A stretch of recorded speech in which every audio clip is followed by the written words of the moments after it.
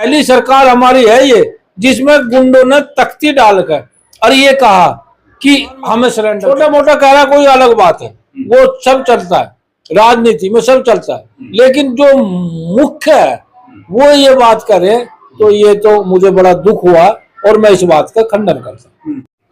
चलिए, स्वागत है आपका एक बार फिर जनादेश टीवी इंडिया में। मैं आपके साथ इसराइल चौधरी। देश के अंदर जैसे जैसे चुनाव का आखिरी दौर होता जा रहा है, यानी 3 चरण हो चुके हैं, चौथा चरण भी बिल्कुल नजदीक है। बयानों की बौछार लगातार जारी है, चाहे वो कांग्रेस पार्टी हो या फिर भारतीय जनता पार्टी। एक दूसरे पर दोनों पार्टियों का शीर्ष नेता लगातार एक दूसरे पर हमलावर हैं। बात करते हैं भारतीय जनता पार्टी की। भारतीय जनता पार्टी 10 साल का कार्यकाल जिस तरीके से जनता के बीच वो अपना एक पूरा प्लान लेकर जा रहे हैं, क्या वो जमीन पर उतर पाया या फिर कांग्रेस पार्टी जो चाहती थी उसके नेता वही बयानबाजी का जवाब दे रहे हैं? बातचीत करने के लिए हमारे साथ इस वक्त मौजूद हैं पुराने अटल बिहारी वाजपेयी दौर के एक पुराने भारतीय जनता पार्टी के नेता और समाज सेवी, आप इनको कह सकते हैं। बहुत पुराना जुड़ाव इनका इस पार्टी से है। खुर्शीद मलिक जी, सहारनपुर का वो चेहरा जो अलग अलग मंचों पर आपने इनको सुना होगा और देखा होगा। सबसे पहले चैनल में हमारे आपका स्वागत। आपका भी स्वागत है। बस पुराने भाजपाई आप हैं, ये कह सकते हैं, अटल बिहारी दौर से आप भारतीय जनता पार्टी में हैं। 10 साल का कार्यकाल पर मैं बात करूंगा। प्रधानमंत्री नरेंद्र मोदी जी आते हैं और 2014 में सत्ता संभालते हैं, 2019 में रिपीट करते हैं, 2024 का चुनाव चलना है। 10 साल का लेखा जोखा, जब इतना विकास किया जिस तरीके से बताया जाता है, सबका साथ सबका विकास और न जाने कितनी योजनाएं जो बताई जाती हैं, अगर वो जमीन पर उतरी तो ये जो बयानबाजी इस वक्त चल रही है, आप सुन रहे होंगे, कई दिन से लगातार बयानबाजी आ रही है। एक नया बयान अभी प्रधानमंत्री मोदी जी का आया।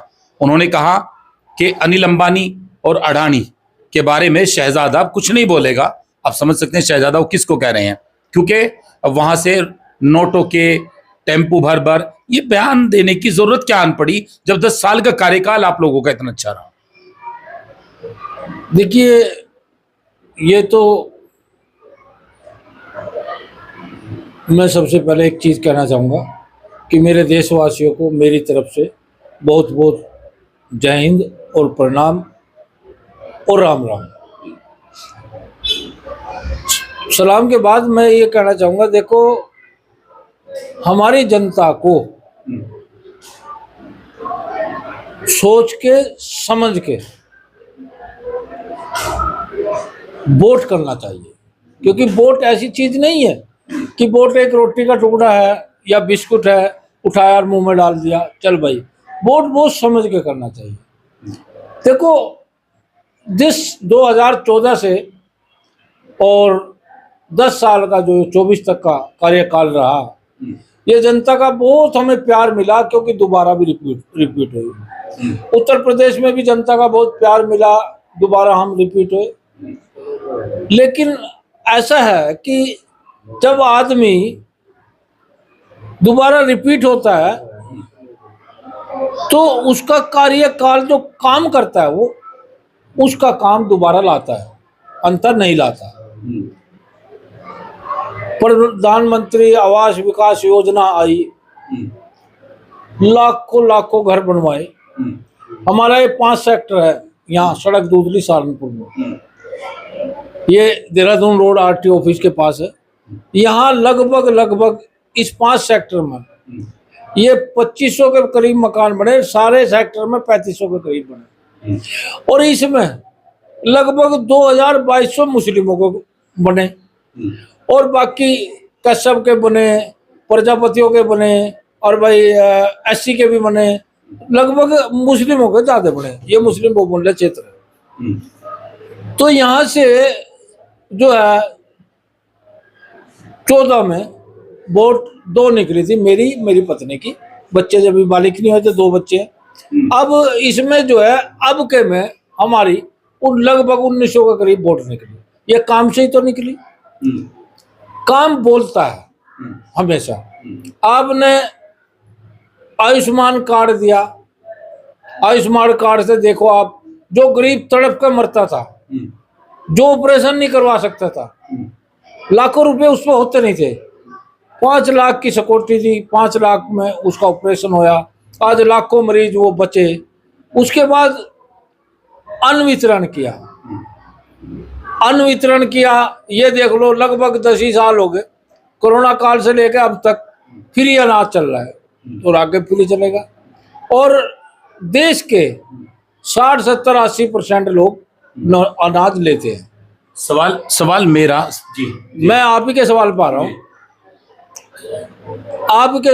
हूँ, तो हमारी कन्या विद्या का, हमारी बच्चियों की, गरीब आदमी वो शादी नहीं होती थी और धन की वजह से उसको शादी करवाई, मुस्लिमों को भी निकाह करवाए, सनातन धर्म के भी फेरे हुए, ईसाइयों के भी हुए, ऐसे नहीं है, इतने काम हुए कि मैं गिना नहीं सकता, इतनी योजनाएं आई, ठीक है। लेकिन वो बिल पहले चरण में बिल्कुल सही रहा, दूसरे चरण में बिल्कुल सही रहा, लेकिन ये तीसरे में जो आया, मुझे खुद अफसोस है इस बात का, ये क्या कह रहे हैं हमारे प्रधानमंत्री जी। मुझे इतना अफसोस है कि हमने इतना काम किया। आप हाईवे देख लो, आप यहीं से देख लो, सहारनपुर से दिल्ली आप जाओ, आपका रूट है, अब सड़क में खड्डे नहीं थे, खड्डों में सड़क थी, खड्डों में सड़क थी। अगर किसी महिला को ले जाना पड़ेगा दिल्ली, तो मेरे हिसाब से सहारनपुर, यहाँ रामपुर तक जाते जाते ही बच्चा उसका वैसे ही हो जाता, डॉक्टर की जरूरत नहीं थी, इतना बुरा हाल यहाँ था। और मैंने खुद देखा है, आपने भी देखा होगा, कानवाई लगती थी 14 से पहले, कानवाई लोगों को इकट्ठा करते थे रात को, दिन छिपने से बाद 10-10 गाड़ी होगी, 10-10 मोटरसाइकिल होगी, फिर पुलिस की जीप आगे आगे चलती थी, एक पीछे चलती थी, जब अगले स्टेशन तक वो छोड़ते थे। भाई शामली वाला थाना भवन वाला नौनोत्तर वाला रामपुर, और रामपुर वाला सहारनपुर, ऐसे आती थी। और आज कहाँ गुंडे, पहली सरकार हमारी है ये, जिसमें गुंडों ने तख्ती डालकर और ये कहा कि हमें सरेंडर कर लो, और बड़े बड़े गुंडों को ठिकाने लगा। ये नहीं भाई मुसलमानों को ही लगा, ठाकुरों को भी लगा, ब्राह्मणों को भी लगा, सब जो गुंडे थे सबको लगा। लेकिन मुझे बड़ा अफसोस हुआ ये सुनकर कि हमारे प्रधानमंत्री, छोटा मोटा कह रहा कोई अलग बात है, वो सब चलता है, राजनीति में सब चलता है, लेकिन जो मुख्य है वो ये बात करे, तो ये तो मुझे बड़ा दुख हुआ और मैं इस बात का खंडन करता हूँ। अच्छा मलिक जी, आप एक बात बताइए, जब एक कांग्रेस का घोषणा पत्र जारी हुआ तो कांग्रेस ने घोषणा पत्र में अपने बहुत सारे वादे किए, किसानों की कर्ज माफी का किया, बिजली बिलों को लेकर यूनिट जो फ्री का वादा किया, और अन्य किसानों की एमएसपी गारंटी को लेकर, रोजगारों को लेकर उन्हें बाकायदा रोजगार कैलेंडर जारी किया। जब तो आप क्या समझते हैं कि कांग्रेस जो चाहती थी प्रधानमंत्री वही कर रहे हैं, अब उनके घोषणा पत्र का जिक्र प्रधानमंत्री जी कर रहे हैं, तो समझ सकते हैं कि कांग्रेस ने अपने पिछले जो घोषणा पत्र जो तैयार किए और उसका जो एक उसके अंदर जो चीजें डाली, तो प्रधानमंत्री जी खुद कह रहे हैं कि कांग्रेस के घोषणा पत्र में फला चीज है, कांग्रेस के घोषणा पत्र में फला चीज है, तो आप क्या समझते हैं? मैं इसको ये समझता हूँ, मैं ये चीज तो उन्हें कह नहीं सकता, क्योंकि हमारे बड़े हैं, हमारे वरिष्ठ नागरिक हैं, हमारे राष्ट्रपति के बाद प्रधानमंत्री जी का नंबर आता है, तो ऐसा तो कोई शब्द नहीं मैं कहना चाहूंगा। लेकिन ये जरूर कहना चाहूंगा कि अगर इस पर ब्रेक ना लगे तो हमें नुकसान होगा, इस पे ब्रेक ना लगे, इस वाणी पे, तो हमें नुकसान होगा।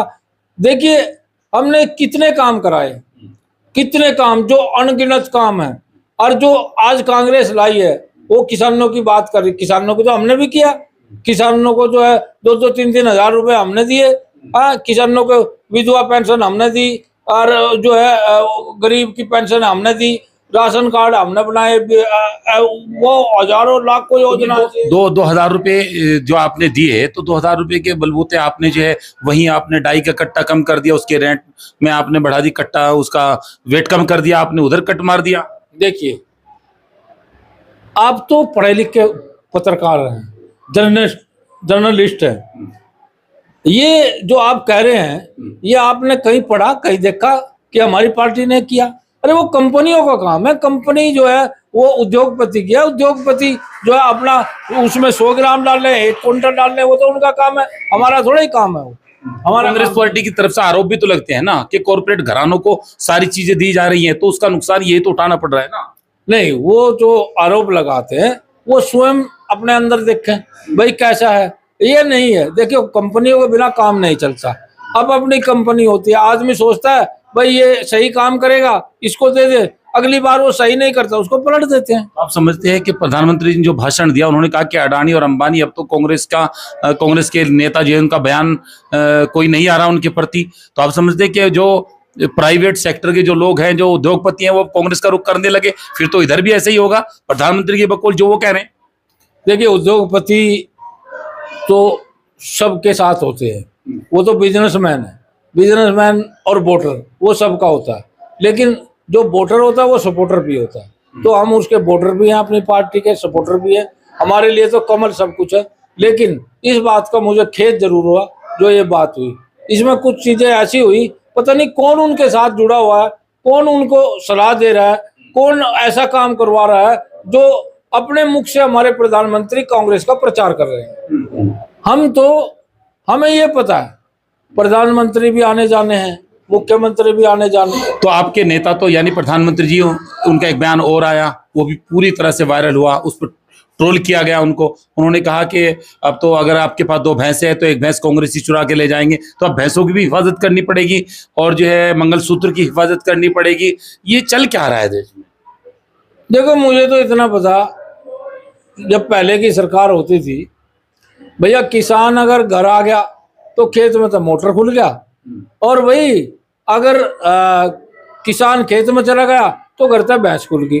उनका कहने का मतलब ये है कि अगर ऐसा करोगे और पलट दोगे और तो फिर वही होगा जो पहले हो रहा था। उनका कहने का मतलब ये है। विपक्ष का आरोप है कि वो तो हताश हैं, निराश हैं, मायूस हैं कि सरकार रिपीट नहीं कर रही है। ये हताशा और निराशा का उनके ऊपर चेहरे पर साफ झलक रही है। ये तो अफवाहें हैं, ये तो सोसा छूटता है, सोसा है। ना वो हताश है, ना वो निराश है, और ना वो घबराएंगे। और सुनो, अब के में जो उन्होंने जुमला दिया ना, वो बिल्कुल उतने ही आएंगे, 400 पार ही आएंगे, उस चीज को आप भूल जाओ। हाँ, कई नेताओं के बीजेपी को बयान आए, उन्होंने कहा कि 400 पार का नारा ही गलत दिया हमें, इसमें हमें बहुत बड़ा नुकसान उठाना पड़ रहा है। चौधरी चरण सिंह जी जब प्रधानमंत्री थे तो एक जाट गया उसके पास, उसने कहा कि प्रधानमंत्री जी से मुलाकात करनी। तो पुलिस ने कहा क्या काम भाई तुम्हारा, जो बाहर गनमैन खड़े हैं? उन्होंने कहा जी मुलाकात करनी। कहले ठीक है। तो वो गए और कहा जी एक जाट है, जिम्मेदार है, उसको मिलवा दो, आप मिलना चाह रहे हो? ठीक है, ले आओ। ले आए। उन्होंने एक एप्लीकेशन सामने रखी, उनने पूछा भाई यो क्या है, यो क्या है? कहले जी मुझे लाइसेंस चाहिए। अब लाइसेंस चाहिए, वहाँ डीएम का देता दरखास्त, मेरा क्या मतलब? कहले जी नहीं, ये लाइसेंस तो आप ही दोगे। उन्होंने पढ़ा, उन्होंने देखा प्रधानमंत्री जी ने, हाँ भाई तोप का तो लाइसेंस मिलता ही नहीं, तुम तो तोप का लाइसेंस मांग रहे, तोप का नहीं मिलता लाइसेंस। तो उन्होंने कहा जी साहब मुझे तोप का नहीं चाहिए लाइसेंस, लाइसेंस तो चाहिए मुझे बंदूक का ही, पर मुझे इतना पता है गश्ते गश्ते या बंदूक ही रह जाएगी जब मेरे तक आओगे। अच्छा, तो जी ऐसा है, वो हमारी जो 300 तो आवे आऊंगी, 350 और 400 पार का इसलिए नारा दिया कि हमारी सरकार बहुमत से बढ़ जाएगी। यानी 400 देश से मांगी और 300 क्रॉस हो जाएगी। 303 पहले भी दिया। वो देश तो देगा, वो तो हम काम कर रहे हैं तो देगा ना, इतना काम कर दिया। अरे जो भूखे मरे थे बूढ़े बूढ़े, उनको रोटी दे दी, बहनों का मान सम्मान कर दिया। नहीं तो अगर वो कानों में जो है पित्तल की पहन कर चली गई ना, तो शाम तक चिंता रहती थी कहीं कान न पड़वाया हुआ, तो कान पड़ जाते। और बहू बेटियों का देखो क्या बुरा हाल होता। तो ऐसा नहीं, हिफाजत सबकी है। हमारे वाले होते वो क्या करते, चल सोना इतना महंगा हो गया तो इसमें हिफाजत हो गई, सोना चांदी इतना महंगा हो गया, डबल रेट हो गया। वो कह रहे हैं कि जैसे जैसे आप मंगलसूत्र का जिक्र कर रहे हैं, आपने तो खुद इतना महंगा कर दिया। देखो वो सराफों का काम है, वो मार्केट का काम है, वो प्रधानमंत्री का या सरकार का काम नहीं है। वो मार्केट अलग है, वो तो बिजनेसमैनों का काम है। वो हम बिजनेसमैन नहीं है, हम देश को संभालते हैं, हम उसको नहीं, सोना नहीं बेचते। इस बात का ध्यान रखें, हमारे प्रधानमंत्री देश को संभालते हैं। आप पत्रकार हैं, आप सोच समझ के सवाल करें। अच्छा, अब आखिरी सवाल, पश्चिम यूपी में क्या हालात नजर आ रहे हैं? देश में तो आपने बता दिया, यहीं से माहौल बनेगा या फिर यहाँ कुछ कमी रहेगी? यहाँ 70 जीतेंगे। उत्तर प्रदेश में? उत्तर प्रदेश में। पर पश्चिम यूपी में ये समझ लो 1-2 सिटी की बात है, नहीं तो सारा उत्तर प्रदेश मारा है। चलिए, तो आपने सुना रशीद मलिक चिश्ती साहब को, पुराने भाजपाई हैं। इन्होंने अपनी पूरी बेबाकी से अपनी राय रखी, सरकार के बारे में, योजनाओं के बारे में बातें बताई। फिलहाल इस वीडियो में इतना ही। जनादेश टीवी इंडिया को देखते रहिए, यूट्यूब और फेसबुक पर जाकर फॉलो करें, सब्सक्राइब करें। नमस्कार।